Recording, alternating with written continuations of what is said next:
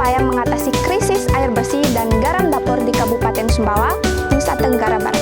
Adapun latar belakang dari penelitian ini, yang pertama, Indonesia krisis air, terutama krisis air bersih yang diakibatkan karena kemarau panjang dan letak geografis pemukiman yang beragam, seperti pegunungan tandus dan pinggir pantai.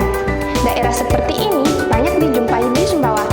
Berdasarkan data, 43 desa dari 17 kecamatan di Kabupaten Sumbawa mengalami kekeringan yang berdampak pada krisis air bersih.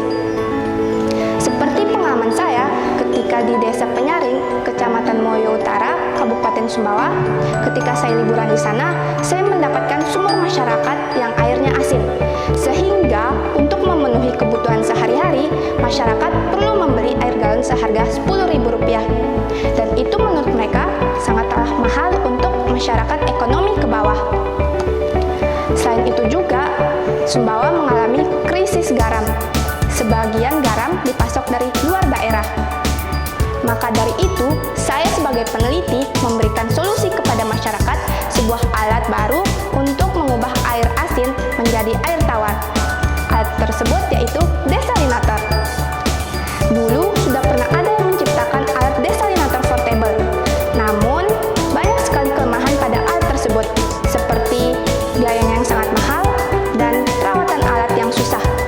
Oleh karena itu, alat yang saya buat dikenal dengan desalinator bertenaga surya.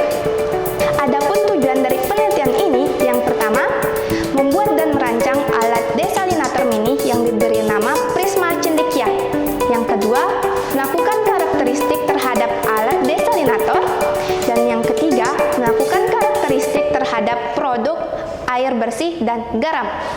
Adapun skema dari alat yang saya buat ini dalam proses desalinasi yaitu matahari menyinari air laut yang berada di dalam wadah, kemudian air mengalami proses evaporasi atau penguapan sehingga air naik ke kaca.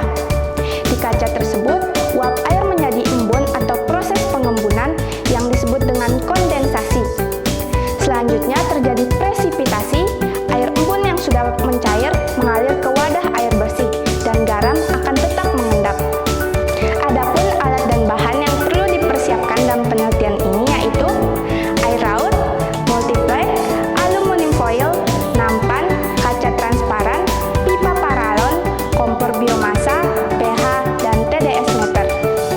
Metode penelitian melalui 3 tahap. Yang pertama, perancangan. Proses perancangan dimulai dengan membuat pola prisma menggunakan multiplek, kemudian pada atap prisma menggunakan kaca transparan, sedangkan pada dinding prisma dilapisi dengan aluminium foil, pada dasar prisma diberi lubang untuk kompor biomasa.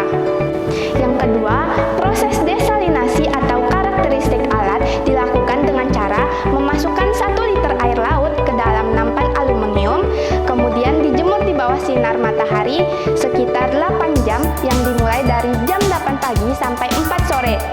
Sedangkan ketika musim penghujan dimodifikasi dengan kompor biomasa yang dilakukan 1-3 jam. Ketiga, proses perhitungan produk berupa uji fisik dan kimia terhadap air tawar dan garam.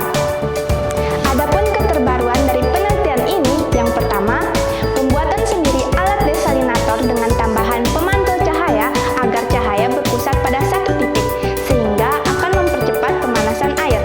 Yang kedua, alat desalinator dimodifikasi dengan kompor biomasa sehingga dapat digunakan pada musim penghujan.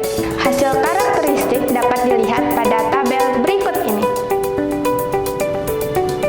Kemudian, hasil uji fisik dan kimia pada air tawar dan garam menunjukkan bahwa air dari proses desalinasi dikatakan belum memenuhi peraturan Menteri Kesehatan tentang kualitas